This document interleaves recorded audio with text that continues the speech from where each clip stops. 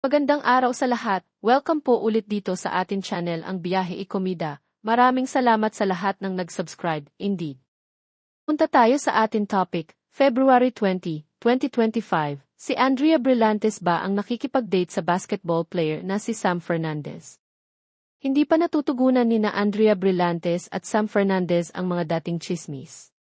May bago na bang karelasyon ang aktres na si Andrea Brillantes? Ngayong Huwebes, February 20, 2025, pinag-uusapan online ang video na kuha ng isang netizen kung saan makikita si Andrea na may kadate umano noong nakaraang Valentine's Day. Sa nasabing video, makikita si Andrea habang nakikipag-usap sa isa sa mga staff ng isang restaurant. Nakasuot ang aktres ng red halter polka dot mini dress at red shoes. Sa kanyang likuran naman ay makikita ang isang lalaking naka-white long sleeve polo at maihawak na isang baukwet ng pink roses. Kinilala ng netizens ang lalaking kasama ni Andrea sa video bilang si Samuel Sam B. Fernandez, isang Filipino-Jordanian varsity basketball player mula sa San Beda University. February 14, 2025, nag-post si Andrea ng video sa TikTok kung saan makikitang ibinibida niya ang hawak-hawak na parehong bouquet of pink roses na nakitang hawak ni Sam sa video ng netizen. Nagdulot ito ng espekulasyon tungkol sa tunay na estado ng relasyon ni na Andrea at Sam.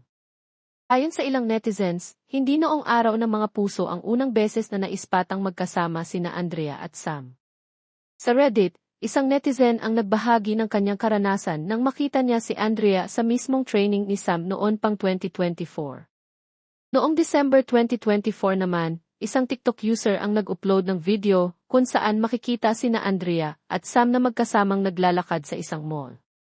Ayon sa mga impormasyong nakalap ng Philippine Entertainment Portal, ang buong pangalan ni Sam ay Samuel Fernandez Abuhije. Isinilang siya noong on October 1, 1998 sa Calamba City, Laguna. Nagsimula ang kanyang basketball career nang maglaro siya sa San Beda Red Cubs, ang high school basketball team ng San Beda. Ngayon ay naglalaro naman siya sa college basketball team ng San Beda, ang San Beda Red Lions. Noong January 21, 2025, inamin ni Andrea na handa na siyang umibig muli matapos ang kanyang mga pinagdaanan sa nakalipas niyang relasyon. Ang pag-amin na ito ni Andrea ay nangyari nang makapanayam siya ng Philippine Entertainment Portal at iba pang entertainment press sa ginanap na Star Magic Spotlight. Bahagyang napag-usapan ang lagay ng puso ni Andrea nang mabanggit ang pagkakahirang sa kanya bilang top 1 sa 100 Most Beautiful Faces ng TC Candler and Independent Critics noong December 2024. Dahil dito, tinanong si Andrea kung dumami ba ang mga nanliligaw at nagpaparamdam sa kanya matapos kilalaning numero 1 pinakamaganda sa buong mundo para sa TC Candler and Independent Critics. Natatawang sagot ng kapamilya actress, before naman akong i-announce na most beautiful, mayroon naman po talaga.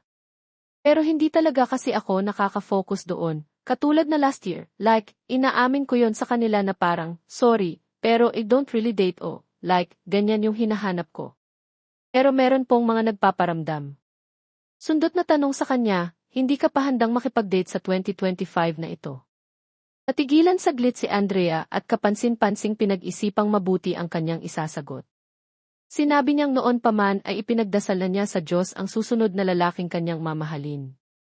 Anya, sabi ko din naman kasi, yung nagdarasal ako kay Lord, may prayers ako na, Lord, actually I think na nakapag-heal na ako, not 100% because nobody has 100% healed. Pero I think kasi ang laki na ng growth ko from last year. At the same time, paano kung isolated lang ako? Parang lumalayo lang ako pero ang totoo pala is hindi pa ako nakakapag-heal. So, sabi ko, Lord, I don't know, pero baka pwede kung may darating or what. Let's see. I'm open naman to it, pero I want to be intentional with it. Pero open ako. Hindi pinangalanan ni Andrea ang mga lalaking nagpaparamdam sa kanya. Marami yung mga guys na pwede magparamdam sa'yo. Paano yun? Paano mo dinecline? Or paano? Meron na ba? Before naman ako na most, meron naman po talaga. Pero hindi kasi ako nakaka-focus doon, lalo na last year. Talagang inaamin ko yan parang, sorry, pero I don't really date or hindi yung hinahanap ko. So, meron po mga nagpaparamdam. At yan ang ating latest showbiz chika update for today. Huwag kalimutan mag-subscribe. Click the notification bell for more showbiz chika updates. Like and share the video at pakisuportahan po ang ating Facebook page. Maraming salamat sa lahat ng nag-subscribe. Indeed. Magandang buhay sa lahat. Paalam.